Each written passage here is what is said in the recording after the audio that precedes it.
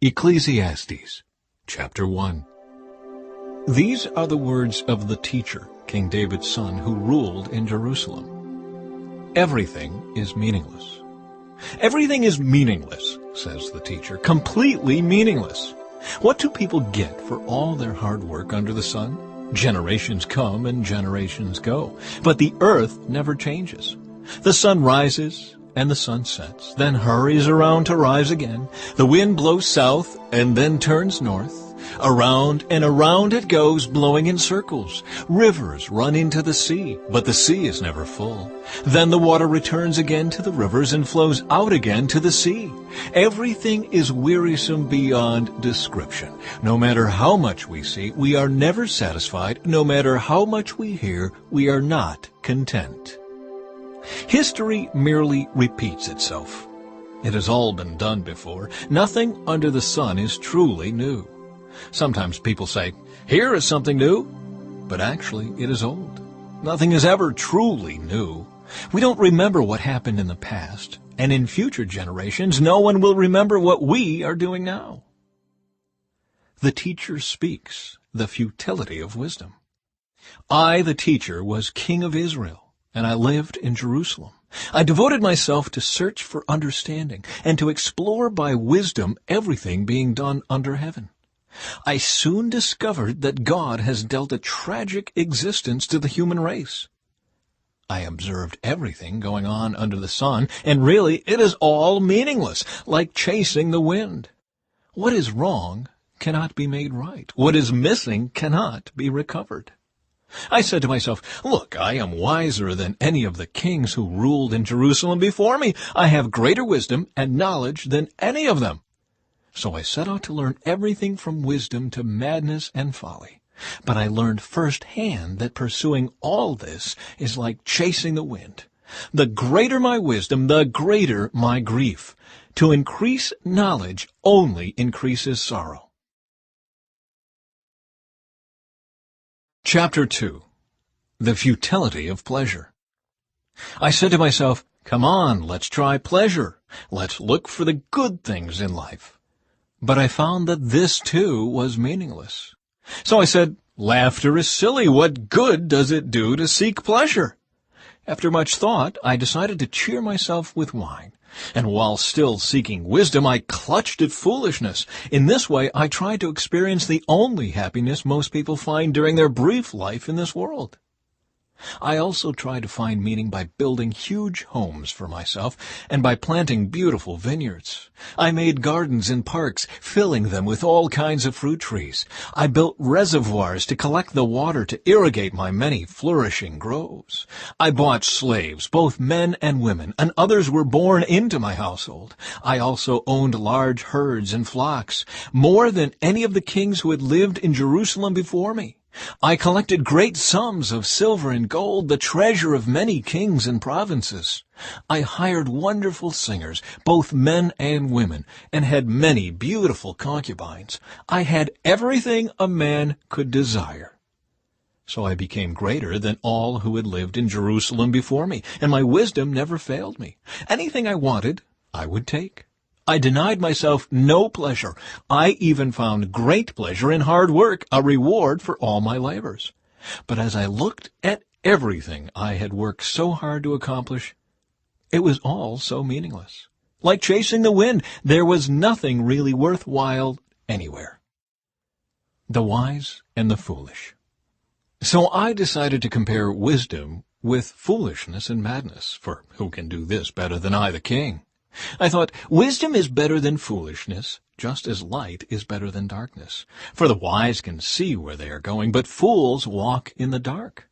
Yet I saw that the wise and the foolish share the same fate. Both will die. So I said to myself, since I will end up the same as the fool, what's the value of all my wisdom? This is all so meaningless. For the wise and the foolish both die. The wise will not be remembered any longer than the fool. In the days to come, both will be forgotten. So I came to hate life, because everything done here under the sun is so troubling. Everything is meaningless, like chasing the wind. The futility of work. I came to hate all my hard work here on earth, for I must leave to others everything I have earned. And who can tell whether my successors will be wise or foolish? Yet they will control everything I have gained by my skill and hard work under the sun. How meaningless! So I gave up in despair, questioning the value of all my hard work in this world. Some people work wisely with knowledge and skill, then must leave the fruit of their efforts to someone who hasn't worked for it. This, too, is meaningless, a great tragedy. So what do people get in this life for all their hard work and anxiety? Their days of labor are filled with pain and grief. Even at night their minds cannot rest. It is all meaningless. So I decided there is nothing better than to enjoy food and drink and to find satisfaction in work. Then I realized that these pleasures are from the hand of God. For who can eat or enjoy anything apart from Him? God gives wisdom, knowledge, and joy to those who please Him. But if a sinner becomes wealthy, God takes the wealth away and gives it to those who please Him. This, too, is meaningless, like chasing the wind. Chapter 3. A Time for Everything. For everything there is a season, a time for every activity under heaven. A time to be born and a time to die. A time to plant and a time to harvest. A time to kill and a time to heal. A time to tear down and a time to build up. A time to cry and a time to laugh. A time to grieve and a time to dance. A time to scatter stones and a time to gather stones. A time to embrace and a time to turn away. A time to search and a time to quit searching. A time to keep and a time to throw away. A time to tear and a time to mend. A time to be quiet and a time to speak. A time to love and a time to hate. A time for war and a time for peace. What do people really get for all their hard work? I have seen the burden God has placed on us all. Yet God has made everything beautiful for its own time. He has planted eternity in the human heart. But even so, people cannot see the whole scope of God's work from beginning to end. So I concluded there is nothing better than to be happy and enjoy ourselves as long as we can. And people should eat and drink and enjoy the fruits of their labor, for these are gifts from God. And I know that whatever God does is final. Nothing can be added to it or taken from it. God's purpose is that people should fear Him. What is happening now has happened before, and what will happen in the future has happened before, because God makes the same things happen over and over again. The injustices of life. I also noticed that under the sun there is evil in the courtroom. Yes, even the courts of law are corrupt. I said to myself, in due season, God will judge everyone, both good and bad, for all their deeds. I also thought about the human condition, how God proves to people that they are like animals.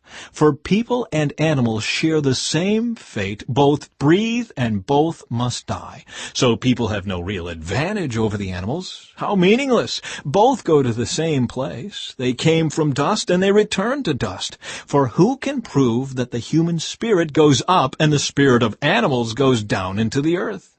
So I saw that there is nothing better for people than to be happy in their work. That is why we are here. No one will bring us back from death to enjoy life after we die.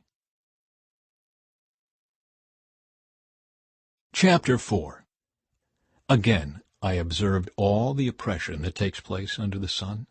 I saw the tears of the oppressed, with no one to comfort them. The oppressors have great power, and their victims are helpless. So I concluded that the dead are better off than the living. But most fortunate of all are those who are not yet born, for they have not seen all the evil that is done under the sun. Then I observed that most people are motivated to success because they envy their neighbors. But this, too, is meaningless, like chasing the wind. Fools fold their idle hands, leading them to ruin. And yet better to have one handful with quietness than 2 handfuls with hard work and chasing the wind. The advantages of companionship. I observed yet another example of something meaningless under the sun. This is the case of a man who is all alone, without a child or a brother, yet who works hard to gain as much wealth as he can. But then he asks himself, "Who am I working for? Why am I giving up so much pleasure now? It is all so meaningless and depressing." 2 people are better off than one, for they can help each other succeed. If one person falls, the other can reach out and help. But someone who falls alone is in real trouble. Likewise, 2 people lying close together can keep each other warm. But how can one be warm alone? A person standing alone can be attacked and defeated, but 2 can stand back to back and conquer. 3 are even better, for a triple-braided cord is not easily broken. The futility of political power. It is better to be a poor but wise youth than an old and foolish king who refuses all advice. Such a youth could rise from poverty and succeed. He might even become king, though he has been in prison. But then everyone rushes to the side of yet another youth who replaces him. Endless crowds stand around him, but then another generation grows up and rejects him too. So it is all meaningless, like chasing the wind. Chapter 5. Approaching God with Care. As you enter the house of God, keep your ears open and your mouth shut. It is evil to make mindless offerings to God. Don't make rash promises, and don't be hasty in bringing matters before God. After all, God is in heaven, and you are here on earth. So let your words be few. Too much activity gives you restless dreams. Too many words make you a fool. When you make a promise to God, don't delay in following through, for God takes no pleasure in fools. Keep all the promises you make to him. It is better to say nothing than to make a promise and not keep it. Don't let your mouth make you sin, and don't defend yourself by telling the temple messenger that the promise you made was a mistake. That would make God angry, and he might wipe out everything you have achieved. Talk is cheap, like daydreams and other useless activities. Fear God instead. The futility of wealth. Don't be surprised if you see a poor person being oppressed by the powerful, and if justice is being miscarried throughout the land. For every official is under orders from higher up, and matters of justice get lost in red tape and bureaucracy. Even the king milks the land for his own profit. Those who love money will never have enough. How meaningless to think that wealth brings true happiness.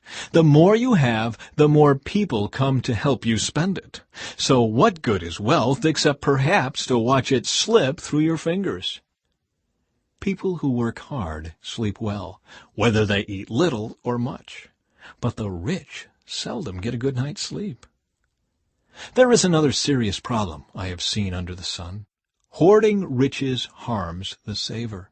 Money is put into risky investments that turn sour, and everything is lost. In the end, there is nothing left to pass on to one's children. We all come to the end of our lives as naked and empty-handed as on the day we were born. We can't take our riches with us. And this, too, is a very serious problem. People leave this world no better off than when they came. All their hard work is for nothing, like working for the wind. Throughout their lives, they live under a cloud, frustrated, discouraged, and angry. Even so, I have noticed one thing, at least, that is good.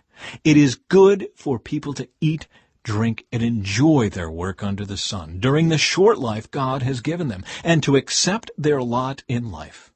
And it is a good thing to receive wealth from God and the good health to enjoy it. To enjoy your work and accept your lot in life, this is indeed a gift from God. God keeps such people so busy enjoying life that they take no time to brood over the past. Chapter 6. There is another serious tragedy I have seen under the sun, and it weighs heavily on humanity. God gives some people great wealth and honor, and everything they could ever want, but then he doesn't give them the chance to enjoy these things. They die, and someone else, even a stranger, ends up enjoying their wealth. This is meaningless, a sickening tragedy. A man might have 100 children and live to be very old, but if he finds no satisfaction in life and doesn't even get a decent burial, it would have been better for him to be born dead. His birth would have been meaningless, and he would have ended in darkness. He wouldn't even have had a name, and he would never have seen the sun or known of its existence. Yet he would have had more peace than in growing up to be an unhappy man. He might live 1,000 years twice over, but still not find contentment.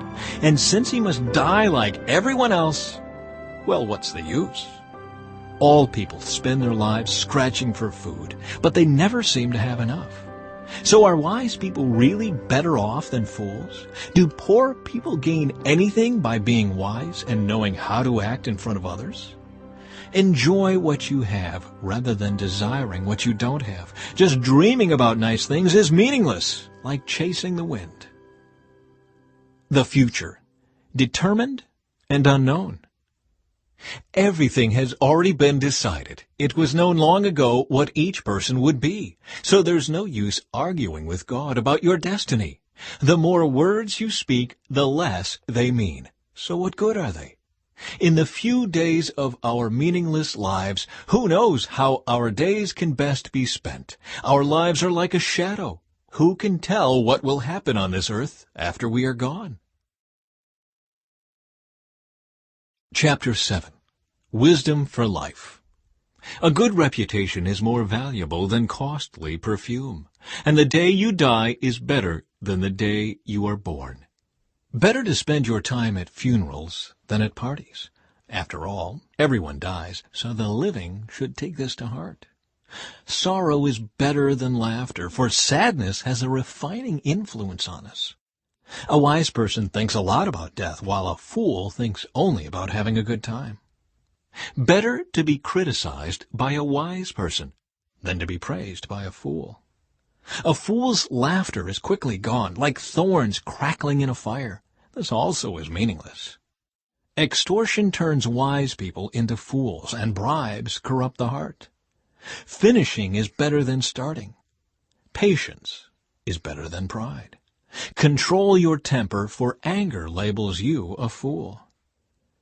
Don't long for the good old days. This is not wise. Wisdom is even better when you have money. Both are a benefit as you go through life. Wisdom and money can get you almost anything, but only wisdom can save your life. Accept the way God does things, for who can straighten what He has made crooked?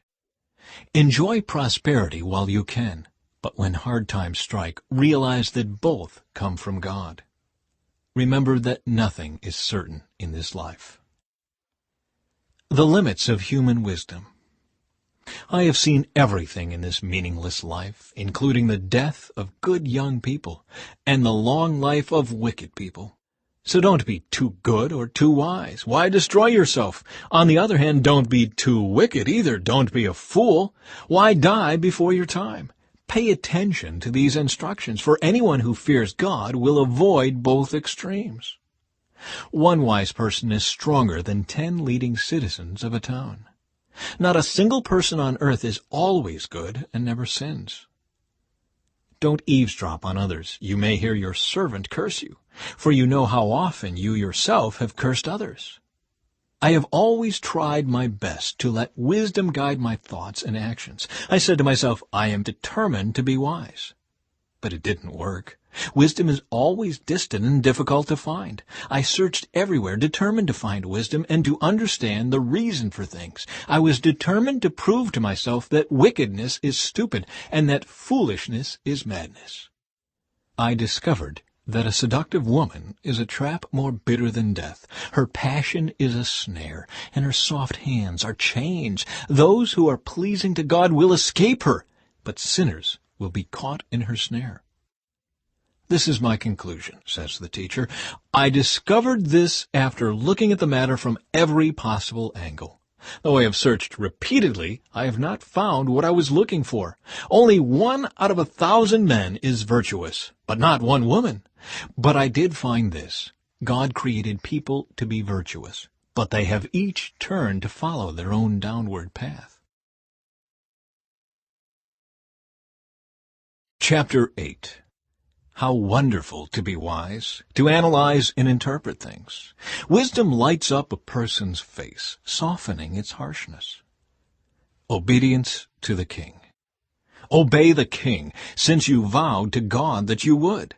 Don't try to avoid doing your duty, and don't stand with those who plot evil, for the king can do whatever he wants. His command is backed by great power. No one can resist or question it. Those who obey him will not be punished. Those who are wise will find a time and a way to do what is right, for there is a time and a way for everything, even when a person is in trouble. Indeed, how can people avoid what they don't know is going to happen? None of us can hold back our spirit from departing. None of us has the power to prevent the day of our death.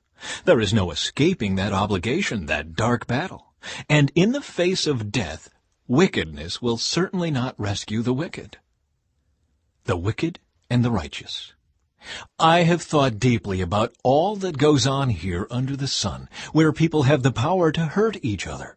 I have seen wicked people buried with honor, yet they were the very ones who frequented the temple and are now praised in the same city where they committed their crimes. This, too, is meaningless. When a crime is not punished quickly, people feel it is safe to do wrong. But even though a person sins 100 times and still lives a long time, I know that those who fear God will be better off. The wicked will not prosper, for they do not fear God. Their days will never grow long like the evening shadows. And this is not all that is meaningless in our world. In this life, good people are often treated as though they were wicked, and wicked people are often treated as though they were good. This is so meaningless. So, I recommend having fun, because there is nothing better for people in this world than to eat, drink, and enjoy life. That way, they will experience some happiness along with all the hard work God gives them under the sun. In my search for wisdom, and in my observation of people's burdens here on earth, I discovered that there is ceaseless activity day and night. I realized that no one can discover everything God is doing under the sun. Not even the wisest people discover everything, no matter what they claim. Chapter 9. Death Comes to All.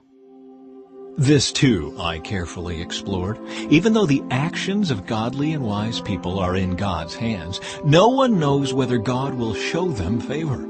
The same destiny ultimately awaits everyone, whether righteous or wicked, good or bad, ceremonially clean or unclean, religious or irreligious. Good people receive the same treatment as sinners, and people who make promises to God are treated like people who don't. It seems so tragic that everyone under the sun suffers the same fate. That is why people are not more careful to be good. Instead, they choose their own mad course, for they have no hope. There is nothing ahead but death anyway. There is hope only for the living. As they say, it's better to be a live dog than a dead lion. The living at least know they will die, but the dead know nothing. They have no further reward, nor are they remembered.